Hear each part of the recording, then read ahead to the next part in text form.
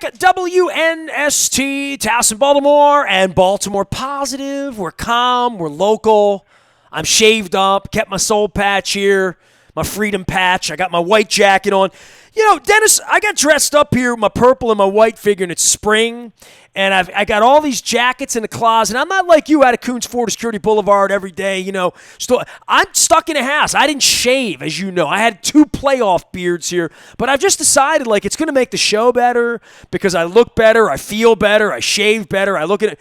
But because, you know, it's spring, and it's important. It's a sports week around here, right? Oh, it's all good. It's all wonderful. My world hasn't changed. I'm still going to work every day. It's business almost as usual. We're picking up and delivering vehicles like never before.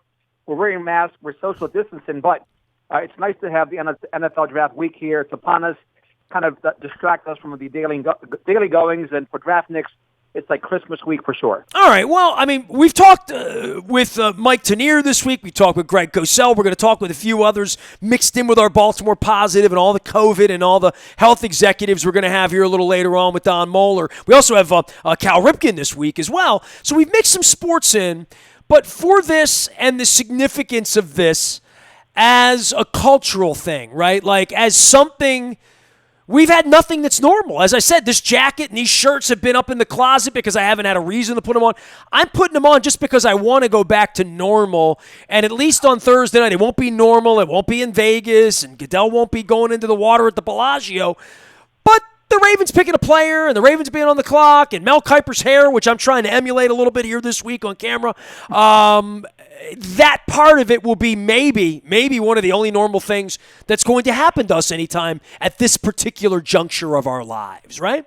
No, it's all good. I can't wait to see Mel Kiper's hair, and just for a few nights and days of normalcy, and of course that'll bleed into next week and the week after that as we talk about these players, how they're going to fit. We'll take a look at the undrafted free agents. The Ravens, 15, 16 years in a row now, they've had an undrafted free agent make the squad, so the intrigue will be there by all the fan bases, and we can see the trade-ins. There you go, my car lingo.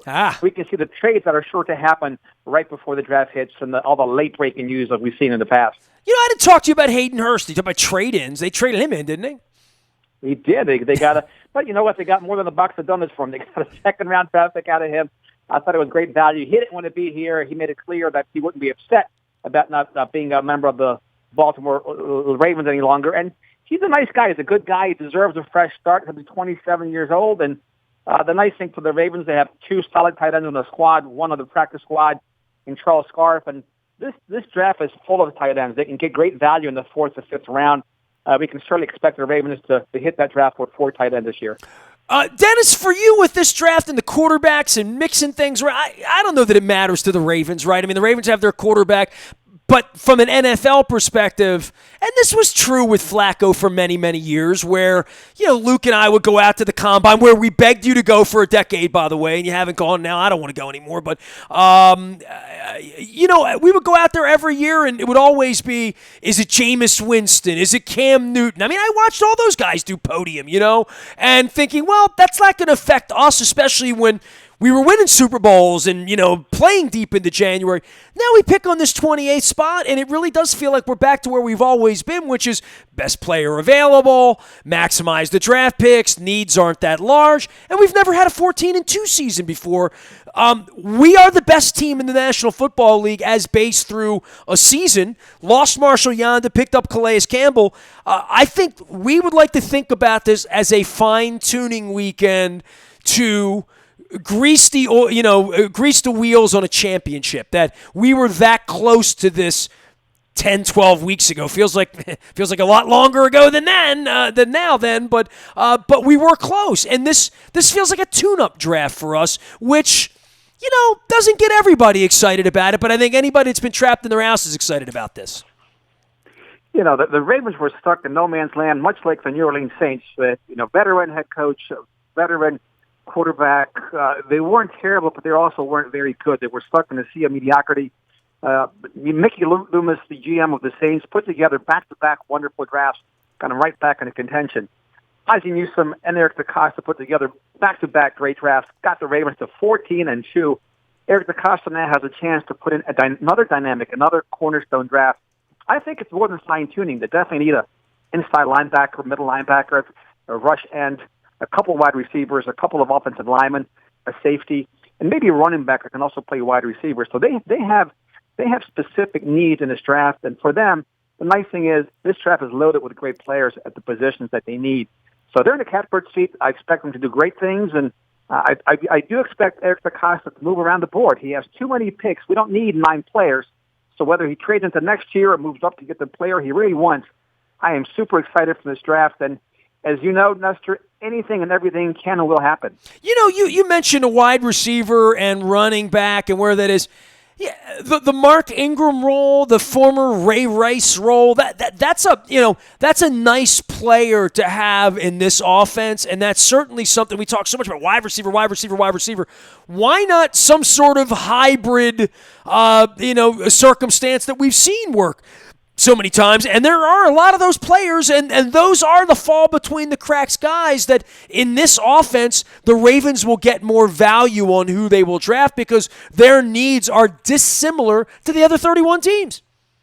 Yeah, there's also players that may drop. Players, for instance, like Clyde Edwards-Helaire, the running back from LSU. He's 5'8", 210 pounds. His best comparison from an NFL player, current or former, is Ray Rice. So if he's sitting there, call it in the 3rd or 4th round and nobody's picked him, I can see the Ravens taking him. They always take value. They value players that drop, players that are red star, and I do believe that he is one of those players who is a red star player. So you're right. They're going to move all around that board, and I think it's going to be dramatically different. It usually is than most of experts or draftniks think. We know the board plays out a certain way. And they have, what if and the but scenarios for every situation. They studied it. They know what they want. They know what they want to come out of it. And they will let the board come to them. You don't see the Ravens making mistakes that other teams do. Dennis Koulatsos will be here on Thursday from 3 until 5, driving you home, getting you ready for Thursday night, Friday, Saturday, internet, Zooming, Wi-Fiing. I hear he's going to have some leftover Greek delicacies that were picked.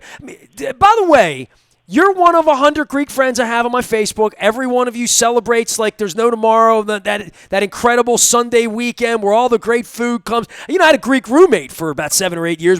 My dear friend John Raffalides would always, go to his grandparents' house and bring me back pastitsio and bring me back baklava and all these great things. I don't have that action. I remember a couple months ago, I was up in New York, right? And my wife and I remember sending you a picture of this place we went in Soho. It was the most amazing Greek food place I've ever seen. It was just everything just looked like and we had just eaten, so I wasn't hungry when I went in there. Now I didn't order anything. I regret that, but there were a bunch of places in New York that I did not eat, and all I can think about now is when am I going to be able to do the things that I turned down before? I'm not a guy that lives my life in regret, Den, but I do regret not eating that Greek food in New York 8 weeks ago, and now that I see everyone out on Facebook over the weekend eating all this great food, I miss just going out and sitting and eating food places like in a restaurant where I don't have to sneak it out in a bag and come home and wash it all down. But the Greek celebrations over the weekend and the food, I kept thinking to myself, I want to go over to Dennis's house. I want to go over to John's house. I want to go over to Jimmy's house. But I couldn't go to anybody's house. I had to watch you eat your food. So you know what we did to get even? My wife went on. We got Indian food on Sunday night. And we love that. So we went and had our own festival. Look, we'll have to take a trip to Astoria when things get back to somewhat normal and dine at that fine Greek place. I grew up on Greek food. There's nothing like it. I'm kind of biased, and you would think that at some point you get sick of it. We had too much of it, but that's not the case. It's still my favorite food in the world. I love Greek food. I saw the pastitsio there, and I was like, I'm still thinking about it, like how I turned it down. But then I think, I had just eaten twice. It was New York. I'm always eating. It's all I do when I'm in New York. Dennis Koulatsos here. He will be eating and waiting for pick number 28 with the Ravens on Thursday night. He'll be here from 3 until 5. Again on Sunday, we're doing full draft coverage this week. We are staying Baltimore positive. Lots and lots of hospital executives this week as we talk more about COVID, more about the world, more about Baltimore positive, more about the election coming up, and certainly the state of PPE and all the things going around in our environment. The stoppage of everything on Thursday, Dan, and watching this and where the Ravens and how they come out of this, I think most of us are have been focused on linebacker at 28. I know Luke, every time I talk to Luke, he mentions trade because that is what this organization does. I don't think there's any doubt we could be up nice and late and they'll trade back. And the one thing we know about the Ravens is if you're a Ravens fan, watch, because you never know what's going to – I mean, I don't think they're going to trade up for Kenneth Murray, but I don't know. I mean, I never know, and they never tip their hand, right? Well, as Greg Cosell said earlier, look, we don't know what these teams are going to do. They certainly have many holes, and it depends on how they value these players. Cesar Ruiz is a center from Michigan. John can call his younger brother and get some intel on him. Zach Vaughn is an edge rusher from Wisconsin, right? Murray may be there, Quinn. It all depends on how they have these players ranked on the board as to whether they turn in that draft card, move up, or move back out of the round. Never drafted an LSU player, never drafted a Clemson player. I know we went through that a little earlier on in the week. That is fascinating, right? The Patrick Queen thing, or the Clemson back. Only drafted one player from Auburn, as Mike Tanier pointed out. The notion that they would take an Oklahoma player, it feels like the Kenneth Murray thing. It's easy to mock him to them because they draft that way, like mocking Alabama players or saying they would take Xavier McKinney. You know what I mean? Well, McKinney is a heck of a safety, but to me, a safety isn't a very top need. Jennings Stone from Iowa should be later on in the draft. There's a couple of other guys, kid from Maryland. So, again, as we talked about, too many wide receivers to take one that high at number 28. But they have the value chart. They have their holes, and if they can take a player at a position of need, they'll do that. But we've also seen them, though, Nestor, take a player not in a position of need. We all scratch our heads when they turn in the draft card for Marlon Humphrey, and look what they are now, right? So I trust the organization. I trust the people that do this for a living versus the guys selling cars. Well, yeah, absolutely. One thing, we know that the Redskins will get their pick in nice and early, right? I mean, that's the way this works when you stink, right? Absolutely. Yes, sir. Chase Young, we hear, well, I mean, there's no intrigue at the top, right? It's Burrow and kind of, sort of, right? I don't know about that. There's teams jockeying for position for the quarterbacks now, Tua and Herbert. You know what? You might be surprised. I don't think the Bengals trade out of the number 1 spot, but I think the number 2 spot is very much up for grabs, and the number 3 spot. Dennis Koulatsos here. He's at Coons Ford, Security Boulevard. We will be texting you all the picks as they come. Of course, they're all brought to you by Coons Ford, Security Boulevard.